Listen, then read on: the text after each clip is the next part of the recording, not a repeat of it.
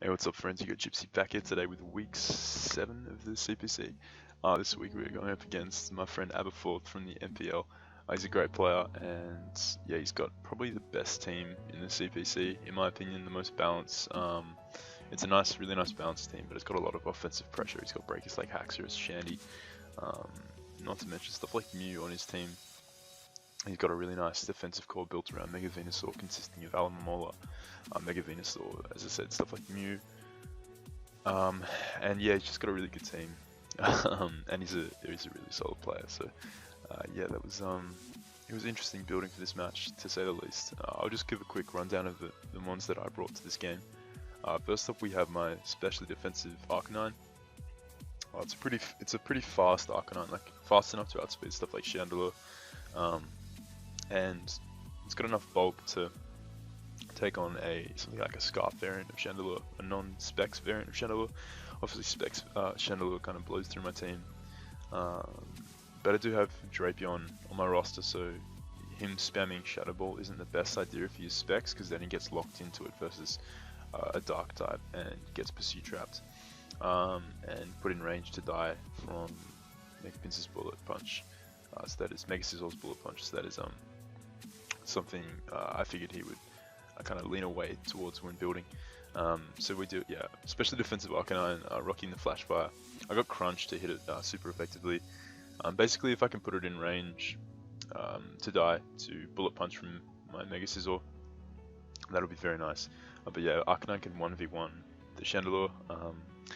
I've got Willow on it just to spread burns. So you guys can see, like, nothing really appreciates a burn on his team, barring the Shandy.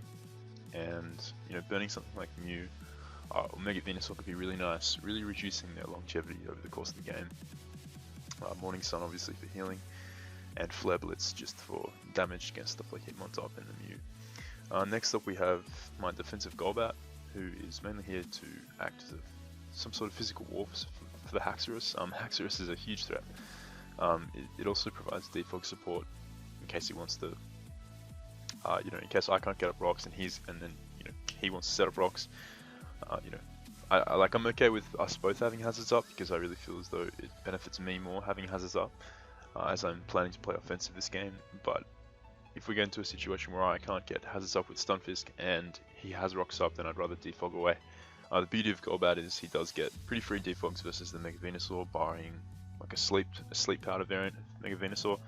However, I do have the Tangrowth, so I can scout for that. Like if I'm feeling like it, like if I switch in on the Mega Venusaur with my Golbat, I can double it a Tangrowth. Just trying to scout for sleep powder if I get into that situation. But yeah, Brave Bird does a ton to Mega Venusaur. Brave Bird 2 KOs the Haxorus with the investment that I have. A standard Haxorus, that is. I've got Taunt for slower things like Alamomola, Taunt for stuff like a slow Mew. I am running a bit of speed, so I'm not like fully invested in defense, but I do have quite a lot, and with the Violet, Golbat just becomes a real defensive monster. Next up we have Choice Specs Kyurem Black. If you look at his team, he doesn't really have much of an answer to it. Kyurem actually 2 KOs everything on his team. With Choice Specs, I've got Shadow Ball for a potentially specially defensive Mew, which is still 2 KO'd by Shadow Ball, depending on rolls, which is really nice, with lefties included. So that is definitely very nice. And he doesn't really have a reliable check to Ice Beam, because Chandelure gets, depending on its spread, can be 2 KO'd. If he's not lefties, then it's a 2 KO with Ice Beam on the switch in, and I am creeping a max speed Chandelure, so we don't really have to worry about that as much. Like Kyurem's a huge threat to his team. I 2 KO the especially defensive Hitmontop, if that is what he decides to bring. And obviously I Oko stuff like Venusaur and the Haxorus. Then we have my Mega Scizor, which is a pretty specially defensive set this week. I am adamant with a bit of attack investment, enough to secure certain 2 KOs on certain mons.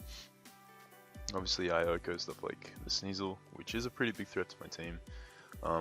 I did predict him to think I would bring Golbat, and therefore bringing Sneasel is pretty nice, being able to knock off my Violet, and you know, throw around Icicle Crashes. But yeah, Mega Scizor is a pretty nice counter to the Weavile, the Sneasel, as well as just providing support for my team with U-turn, like because Scizor does force certain switches, as you guys can see, like his likely switch into Mega Sizzle will be something like a defensive Mega Venusaur, potentially like a bulky, or even an offensive Chandelure, and then stuff like Hitmontop as well. So yeah, just getting that U-turn pivot out on the expected switch out, going to something like Kyurem is going to be really nice during the match. Well, that was my thought process when building this Mega Sizzle set. Next up we have physically defensive Tangrowth. Aberforth has Rapiro on his team, which could have posed a threat if it just decided to set up, or even like a breaking set, like a ban set. Having a defensive check to it is definitely mandatory, because that really is my only answer. Scizor, although bulky, is not an answer to Rapiro at all, because it's so fat and it does so much damage, and it gets super effective coverage in the form of Fire Punch versus Mega Sizzle, so it just really wasn't like the most appropriate counter. So Tangrowth is here to take hits from the Rapiro. It also comfortably takes on a Haxorus, which could really cause some damage to my team. I've got Rocky Helmet, so HP Ice plus 2 HP Ice is a guaranteed kill on Haxorus after 1 round of Rocky Helmet damage. Giga Drain obviously mercs the Rapiro. I've got Knock Off for stuff like the Shandy or the Mew that may want to switch in.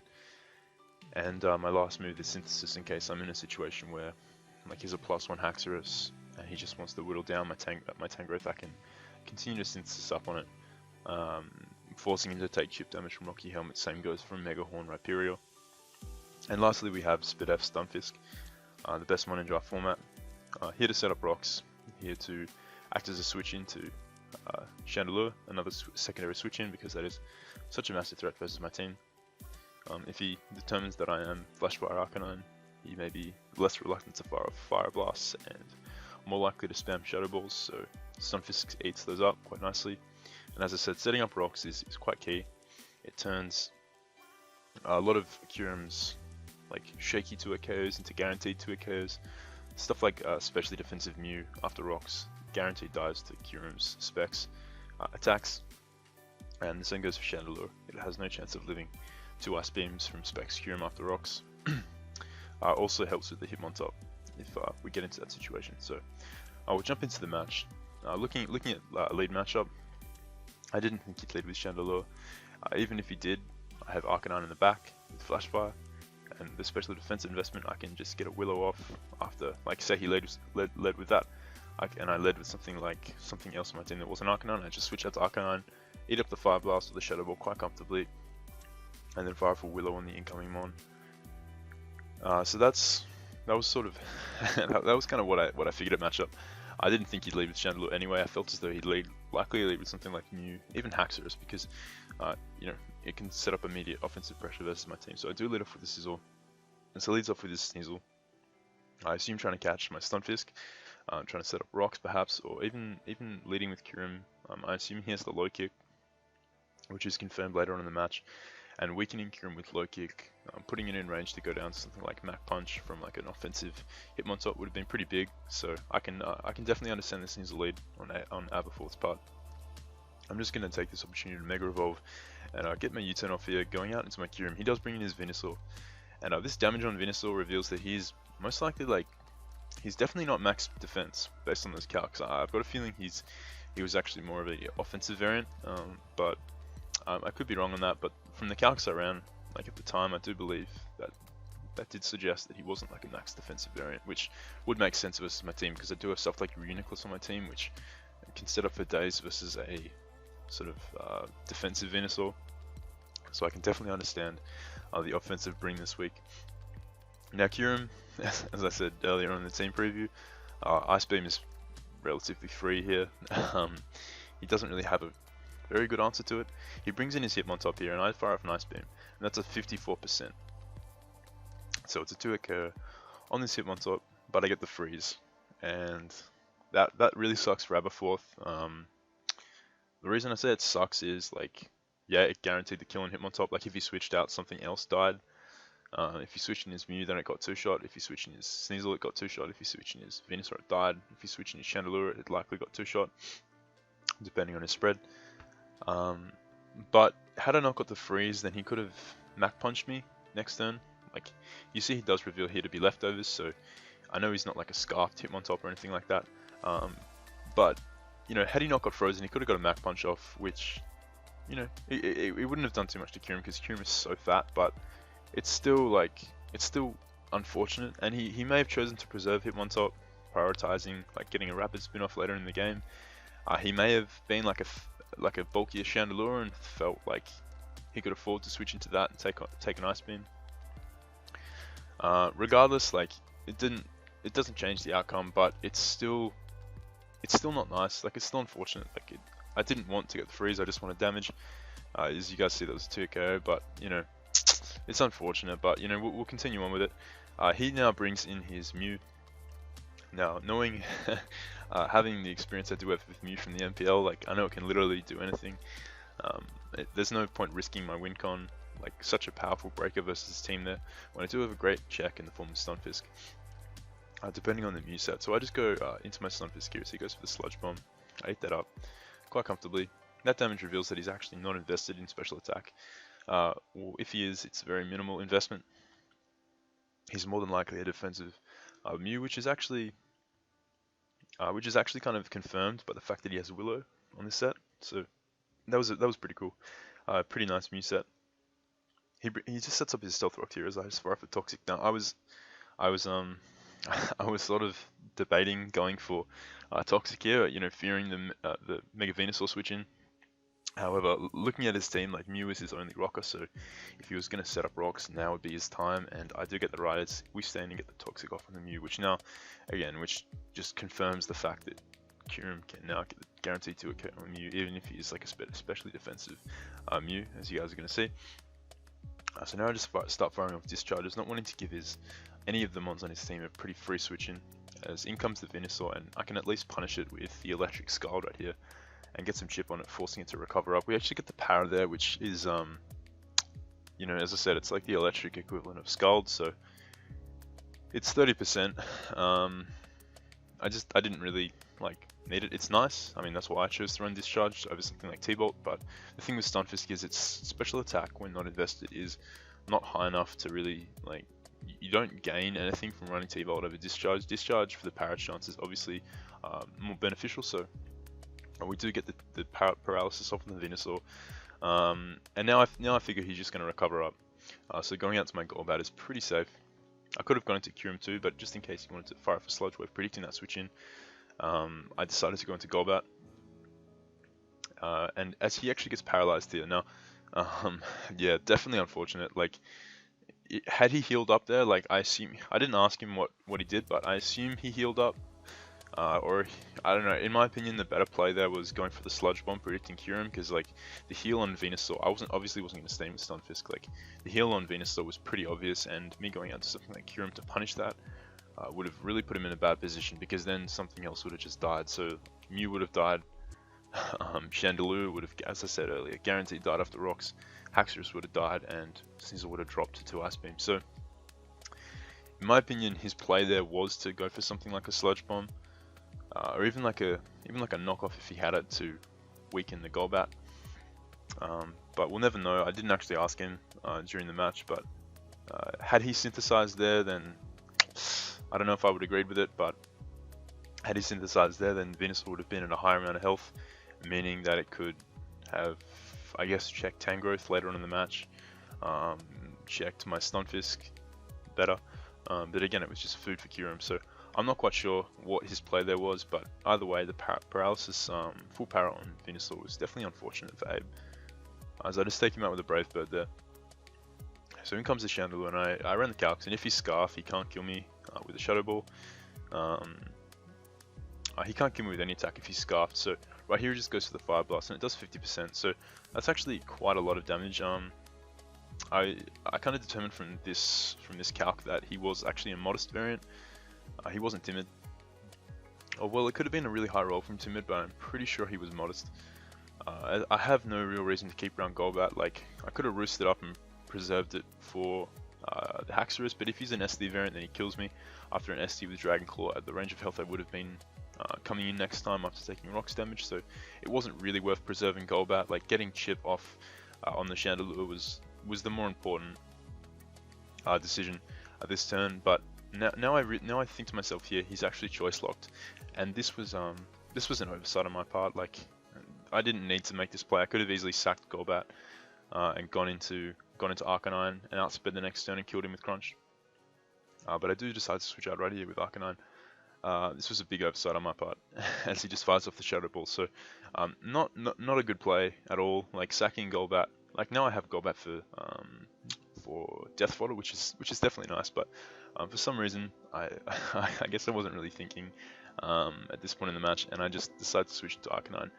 It's not the end of the world. Like, you know, I kind of second guessed that he wasn't Scarfed, and if he wasn't, then that was totally fine. I could just Morning Sun up the next turn, as I do outspeed naturally with Arcanine, given my speed creeping investment. And I can just Morning Sun up here and tank off the Shadow Ball damage. So he actually Pain Splits this turn, getting back up to a nice amount of health, because Arcanine does have a lot of health. So now I just go for the Crunchy, knowing I can live a Shadow Ball. And he reveals his Colbur Berry, and now fires off another Shadow Ball, as I'm just going to heal up this turn as he switches out to his Haxorus. So Chandelure lives another day, but it's at this point in the match, it's quite weak, and it's going to come in pretty low after taking. It's at 41% now, so it's going to take another 25 after Stealth Rock. So it's in range to go down to Sizzle. I'm not really worried about the Chandelure, and I know the fact that it's not Scarf means Kyurem revenges it quite easily, given my speed investment. So now in comes the Haxorus, and I could have Willowed here, but he's more than likely a Lum variant of Haxorus, so just sacking off my Golbat was the play here. Preserving it as Death Fodder really came in clutch right here, as he does reveal SD. Now I can go into my Tangrowth right here and just fire off an HP Ice, because as I mentioned earlier, like, I live any hit from a +2 Haxorus, and the fact that I am Rocky Helmet means that 2 HP Ices will be able to knock him out, and we do get that. We take him down pretty low with the HP Ice, and now he just EQs, predicting my switch into Scizor, which is a fair play on his part, in case I wanted to preserve Tangrowth. But Tangrowth doesn't really do anything for the rest of the match. It dies to Chandelure, it doesn't beat the Mew 1v1, it's got Sludge Bomb, and it can't really wall the Sneasel at a range of health it will be after switching back in once more after Regenerator and taking Rocks damage. So yeah, sacking off Tangrowth here was my play, as I do have an easy revenge with Scizor. Scizor kills him with Bullet Punch from this range. Right here I do predict him to preserve his Haxorus, as it does outspeed and basically beat like 4 of my remaining Mons barring Scizor. I don't think he's Incinerate. I think he needs to be Dragon Claw, Poison Jab, EQ, SD. Right here I am going to go for the knockoff, predicting the Chandelure to come in, as it would have lived an HP Ice. I would have lived an HP Ice after Rocks if I had decided to go for that. But he actually lives on 1%, which is, you know, it happens. As now he takes out my Tangrowth, and this thing is in guaranteed range to die to Rocks, so like he's not going to switch out and preserve it, and risk Scizor, you know, setting up something like that. So Scizor can now take out the Chandelure at the range of health. Abe actually thought that Chandelure lived from that range of health, because he couldn't conclude the damage from Venusaur that I was actually offensive, or that I had offensive investment. I'm actually Adamant Nature with about 60 EVs in attack, so that was a guaranteed kill from that range. But that may have looked weird, but the reason he switched in his Chandelure was because he thought he could live from that range, because he actually does have about 56 HP investment, so he's quite bulky, and Chandelure is quite bulky, so he had a reason for staying in there, for actually switching Chandelure in there at that point. Now in comes Mew. I've seen Sludge Bomb. I haven't confirmed his 4th move yet. It could be Flamethrower. I know he's got Willow, and I don't know his speed investment. He would outspeed my Scizor. I'm not running speed. I'm just running speed F and attack, and health. So yeah, I wasn't gonna stay in with Scizor here. Even though it's burnt, it is still a great check to Sneasel, but I don't really have a reason to. Like, if I whittle this thing down far enough, I can revenge it with Bullet Punch. Like, I have such a safe switching with Stunfisk. It's just not worth letting Scizor potentially die to a Flamethrower or a Fire Blast if he is packing that, because then Sneasel can potentially be a big problem. Sneasel can crit my Stunfisk with Icicle Crash, can crit this with Low Kick, and could crit this somehow with Knockoff, as I will be whittled after Rocks. It's just not worth sacking Scizor to the Mew here. So I bring in Stunfisk, because he just fires up a Sludge Bomb, predicting my switch out, which is a good play, as I can just start spamming discharges really, because his Sludge Bombs aren't doing anything, and he's more than likely, judging by the fact that he's not invested in special attack, he's more than likely a defensive Mew. and he's more than likely got softball. This is his last move, so I just go for the discharge here, and the Sneasel comes in. He goes to the low kick here, predicting my Scizor to switch in. I wouldn't have done a lot to the Mega Scizor, but it was his best play, like it was his best attack to hit it with, so I can definitely understand that. And Stunfisk takes that with ease, only does 16%. So now I can just staying with Stunfisk. He actually reveals the soft boiled, so now this set can't really it can't beat Kyurem. So I'm just gonna make the switch out to Kyurem here. Like I didn't want to just stay in and waste another Mon to Mew when Kyurem just kills from this range of health with 2 Shadow Balls. So we are gonna make that play. He is toxic too, so eventually like my Morning Sun Arcanine would have been able to 1v1 this Mew. We do just take him out here with 2 Shadow Balls, as he does reveal to be quite specially defensive on that Mew set. So that was my match versus Abe, week 7 of the CPC. I hope you guys enjoyed. I do apologize to my man for the freeze on the Hitmontop, as he may have chosen to preserve it that turn, or he may have even chosen to get chip damage off on the Kyurem, which could have potentially came in later on in the match. Like, I don't know how much Mach Punch does, but it doesn't do much. Kyurem is very bulky, but it still would have done a decent amount. Like, he wasn't Technician, so I don't know. It's kind of tough to say. Like, I really don't feel as though it changed the outcome of the game. Like, he just didn't have answers to spec Kyurem on his team. He just got a kill every time it came in. But nonetheless, like, he could have played around the matchup differently had he not got frozen with Hitmontop. So that really sucks for A. But that is what happens sometimes in the game we play. I hope you guys enjoyed.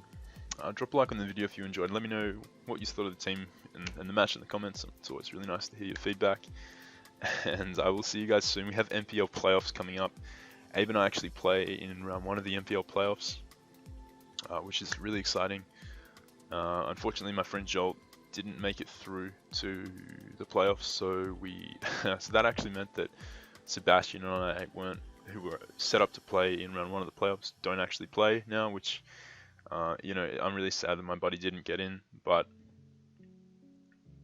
in some ways it is nice because Sebastian and I have played like twice already. We didn't really want to face a third time, as it just gets kind of boring. So yeah, it's going to be nice to face Abe. Really looking forward to it.